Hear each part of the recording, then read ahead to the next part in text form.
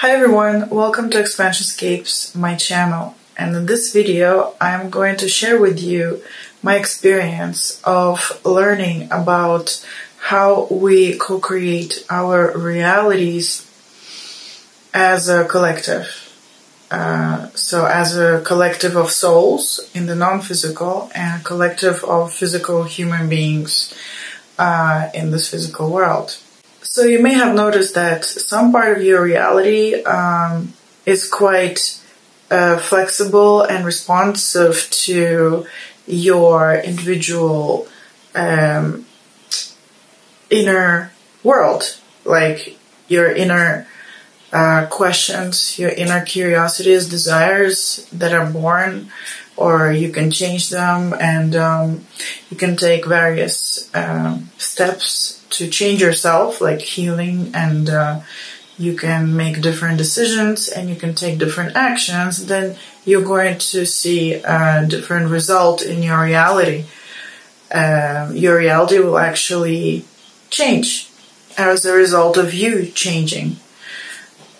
But you can also see that some part of your reality is a greater reality, like a larger scale reality that is not as flexible to, or is not as responsive to your own individual actions, your inner world, so to speak, and like your inner world actions and your physical world actions. And that is because this greater reality has been created not just by you, but by a collective of souls in the non-physical, and in the physical by a collective of human beings, physical human beings, as we see it from this physical perspective. It has been co-created. So my question was, how do we change it? How do we change it as individuals? Because in my experience, I could see how we formed a collective reality as souls, because I could actually see at least a number of examples where I had different clients and I could see where they were coming from, and with the help of, my clients coming to me, where I'm a shamanic healing practitioner, I'm looking at their soul history and I see that, there's this collective of souls, they got together, they wanted to experience this journey for this reason, okay? So I can see how that happens. What I couldn't see, how we can change it easily, as easily as possible. That's my question. And this question has been hanging around in my head for some time. And usually when that happens, my guides would give me a vision of how that answers my question, basically. And this was the vision, but I couldn't draw it exactly as my vision. Of course, it always turns out to be different. So I'm just going to try to explain it the way I saw it. And the way I saw it was like this. They were explaining to me how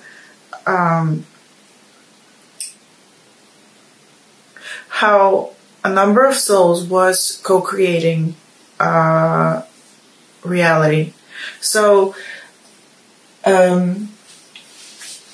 actually it was a moving image all the time. So at first it was just like a ball, the thing that you see in the middle that's black now. But it was a ball of blue, something like this light blue. And it was a light blue ball which was very flexible. And everybody was kind of brainstorming as souls. Okay, everybody was sharing their opinions, sharing their desires, and saying, hey, wouldn't this be cool? Wouldn't this be nice? Wouldn't this be interesting? And they were all communicating, and it felt very fluid, and it felt very alive, and it felt like very much like everybody's participating. So they all brainstormed and shared their information. Then they all came together and said, okay, let's settle on this. We're going to create this experience. Okay. And then they, once they all said, okay, like a mutual agreement, I saw a second layer forming around that ball.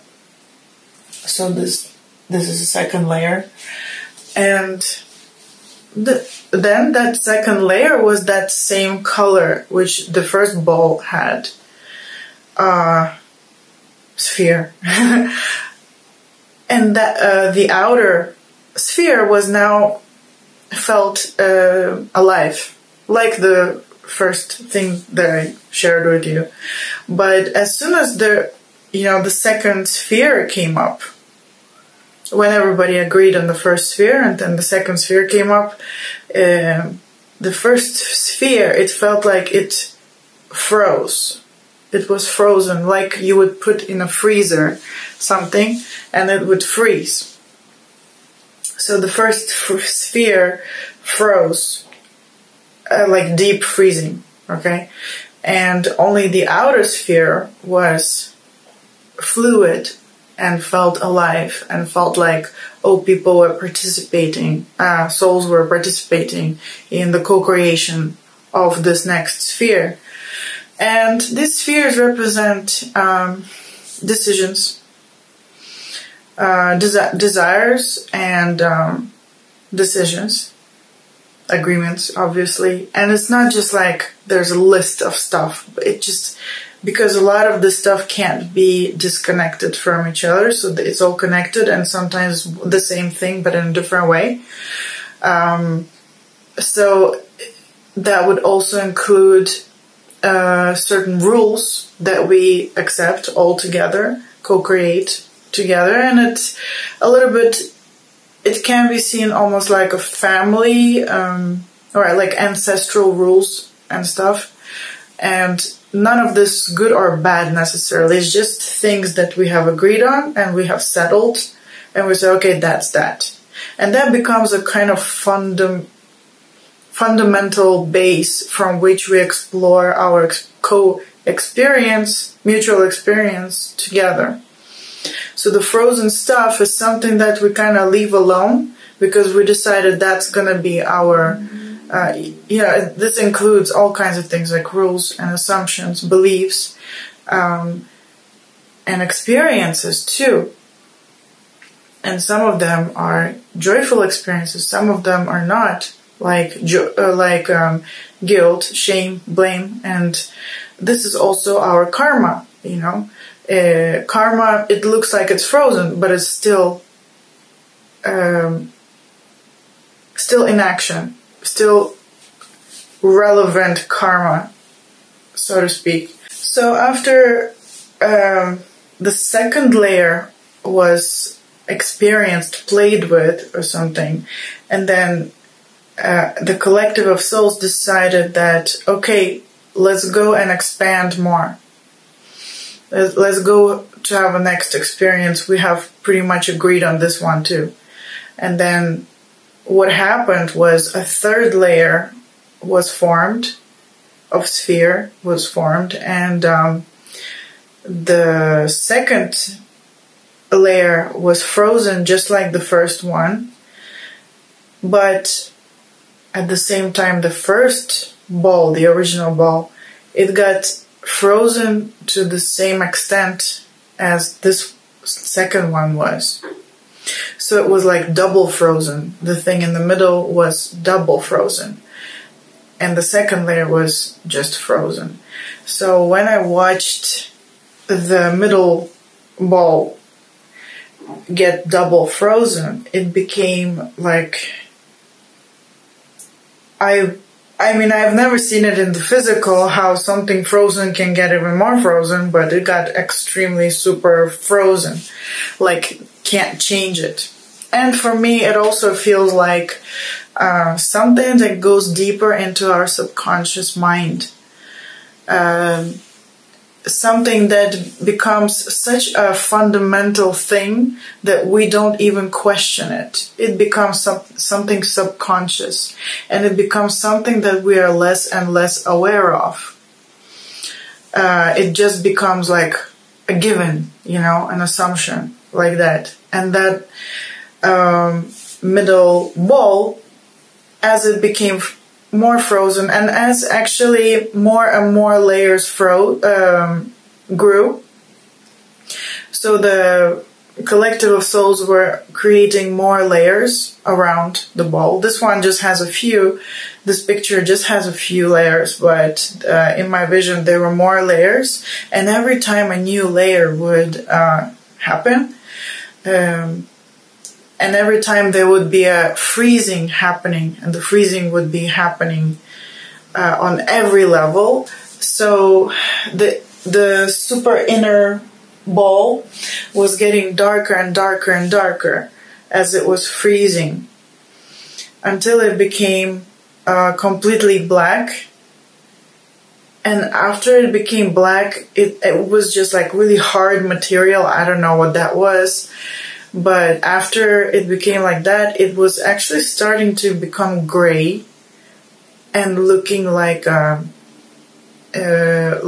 ash, actually. And it felt more and more and more dry. And it actually felt more and more brittle. As weird as it sounds, it was becoming harder and harder, like more frozen and harder. But the more it was freezing, the more it was getting more brittle, because it had less moisture in it. And moisture, I felt that was our participation. That was our awareness. So as something goes deeper into our subconscious mind, so this is also a representation of our subconscious mind. This is our consciousness right now, something that we're very much aware of. And it's very fluid, as you can see. Everything is fluid and everything is just forming and taking place, and we're playing around. Do we like this? Do we not like this? Making decisions and things like that. And I've even added some yellow stuff to, I felt like that was our divine spark of life, where we want to have life, and how do we clothe it? Well, we clothe it with these decisions, to have to co-create a mutual experience. And this is more frozen, where it still has some liquid, some awareness, but we don't go there as much with our focus as much as we like to stay here with our focus of our minds, of our hearts, with our desires. So this is also a representation of what we're focusing on as souls and as human beings in the physical. So this is something we focus on. And this still has some liquid. So it means we're still quite aware of why we're doing this part, the outer part. We're still quite aware of the rules and assumptions and beliefs that are forming that we are using to make our new decisions. We're making our new decisions based on, certain beliefs, and we are quite aware of some of them.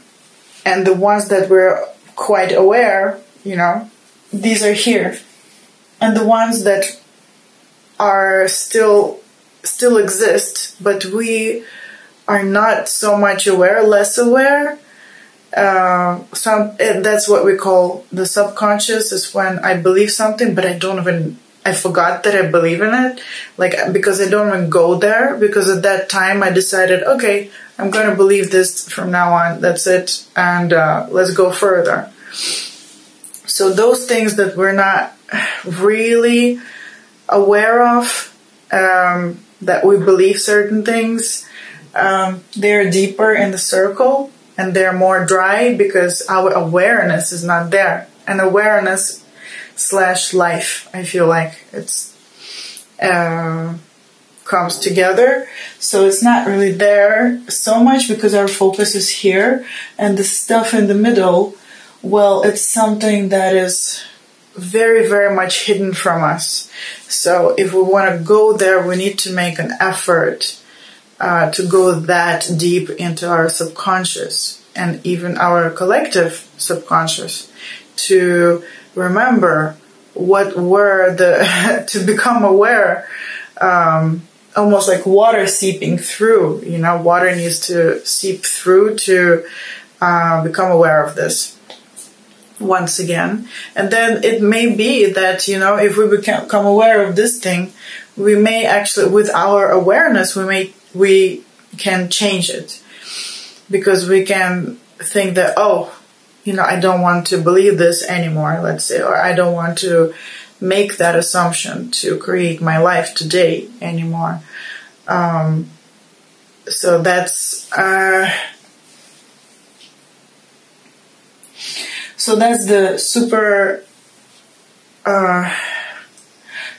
super subconscious level, which we're not even aware of, and would take a lot of work and change of focus to go there. So I was asking my guides, well, how do I,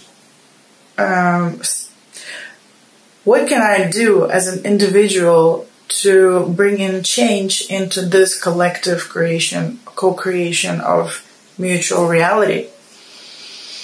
So the answer was partly in how this center becomes more dry, and it becomes like ash, and it becomes more brittle. And it feels like it's almost like a natural nature of this co-created reality is that it can't go on for an extremely long time. Because if we keep going like this, like we gain some kind of inertia and momentum that we just keep going in the same direction as a collective. And it's hard to change our collective reality. So there's almost like an inbuilt system that when this middle becomes so dry and like ash, so brittle, that it can collapse on itself. And then the whole structure can collapse on itself, break down, and then all that water, all that awareness we have will go everywhere. And then it will feel unpleasant. It will probably feel like some kind of crisis. It will probably feel pretty bad, pretty uncomfortable. And then the whole collective needs to reconsider things. But I was asking, well, what if I don't want to have this? What if we don't want to have this crisis or, painful feelings? What if, is there any possibility to go and dissolve these layers and get there together and reconstruct our co-created mutual reality in a less painful way? And then they said, yes. This way is actually, the reason it's all blue actually is because they said that's where speaking your voice comes in, speaking your truth. And another way to say it, which I like to say it now, communicating about what is truly alive in you, what makes you feel alive, what is so alive in you. So just communicating that to the world. And that does not mean screaming, for change or screaming in an aggressive way or something. But that involves talking about your perspective, which is alive in you. And if we are truly honest, I feel, when we question what is really alive in me, like right now what's alive in me is sharing all these visions that I get about how things are structured. And other people have something alive in them that is a very different perspective and something very different. Even though we are all a part of this reality and we have certain agreements and mutual interests, but we are all very different. And if we start expressing those perspectives, those different perspectives that we have, we start to almost like bring in more water into this frozen layer that has less liquid, which is life, awareness, focus. And they showed me something else. They showed me that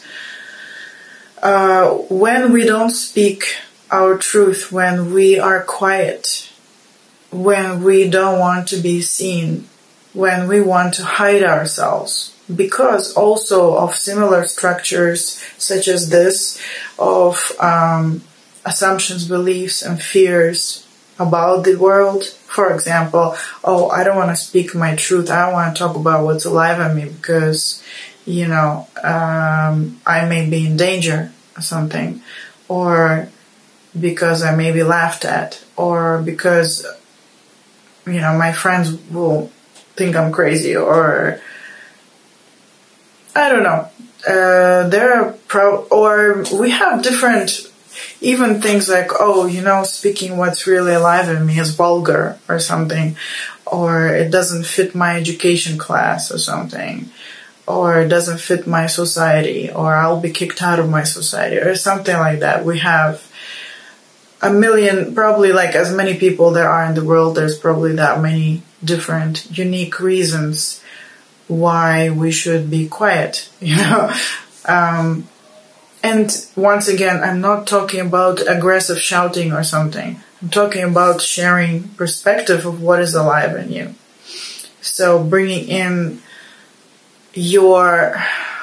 almost like your light into the physical expression of this reality. And my guides also pointed my attention to what happens when most of us choose to be quiet. Most of us choose not to speak, communicate our unique perspectives, our unique visions of the world, our unique visions of how the world works, or anything, anything that's alive in you. They said that, look,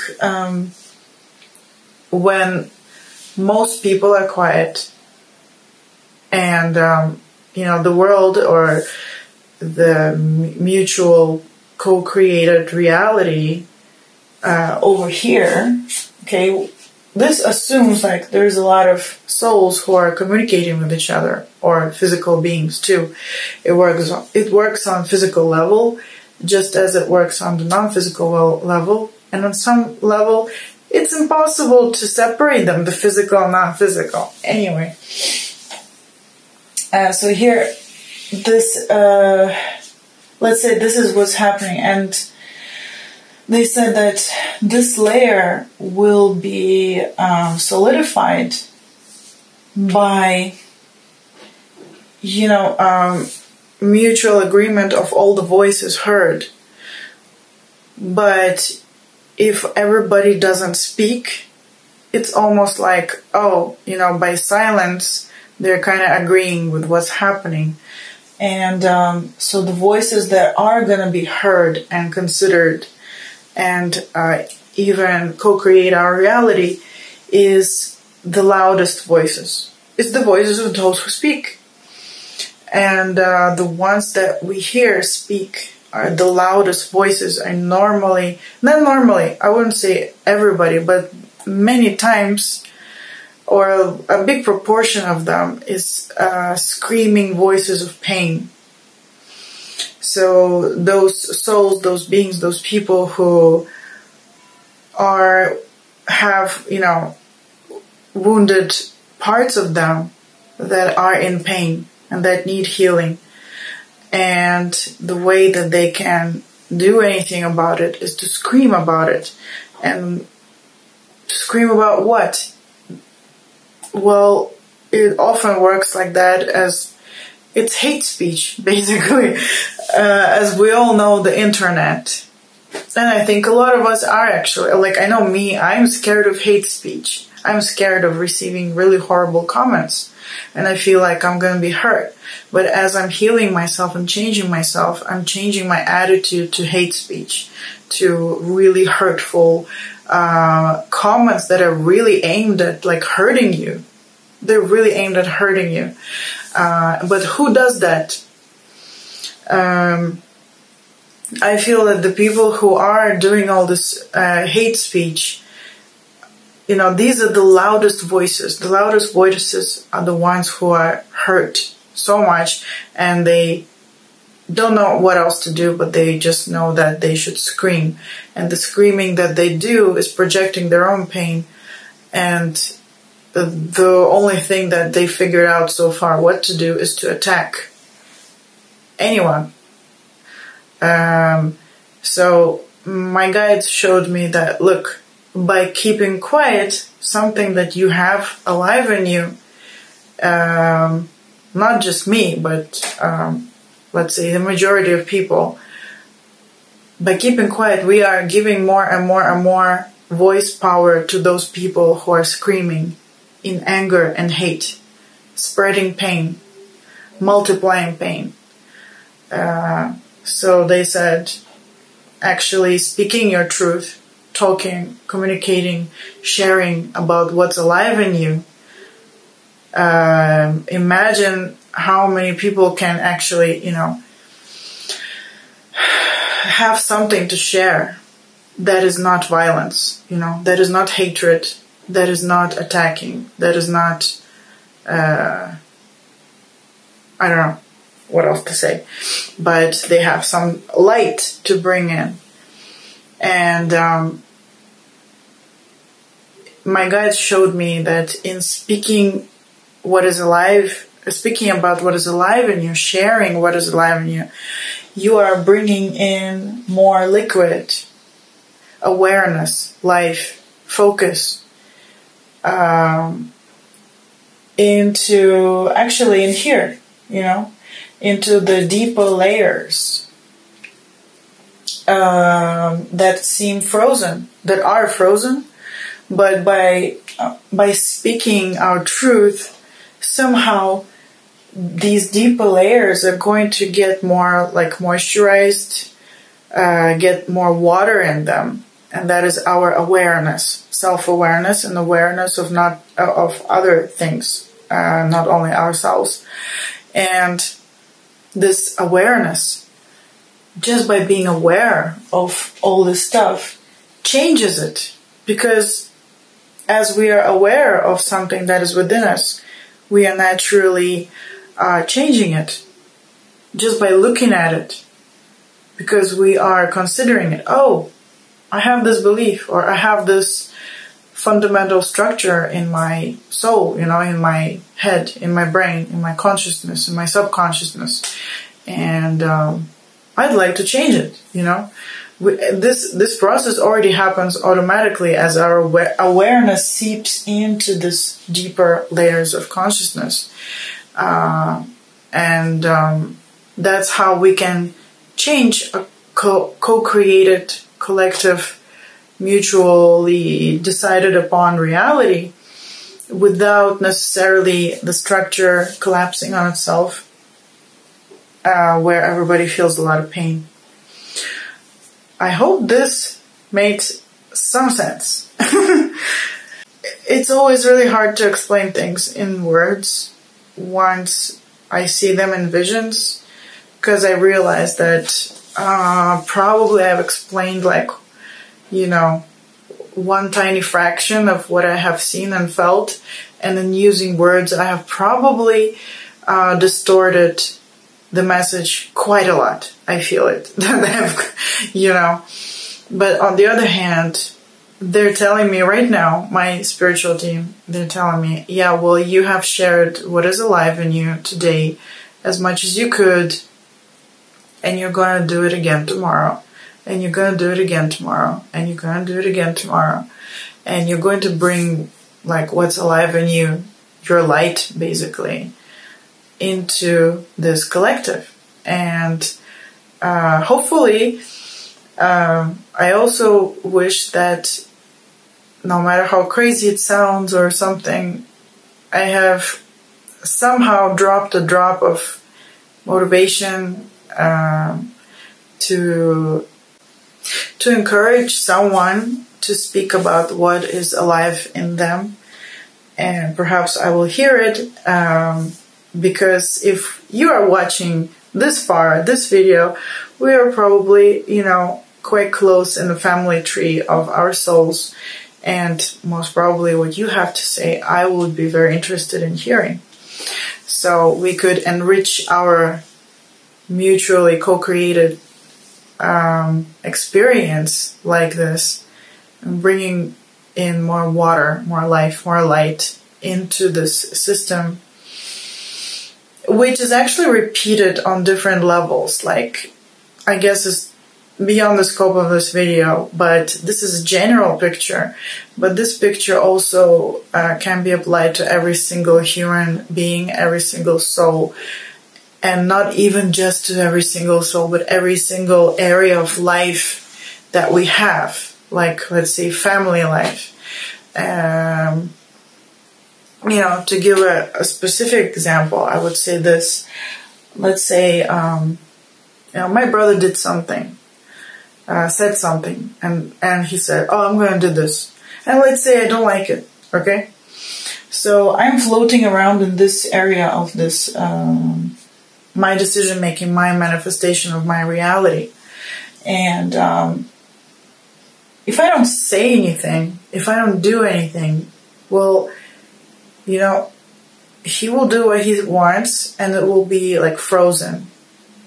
And then we're gonna go to another layer and create more. Or if I speak up,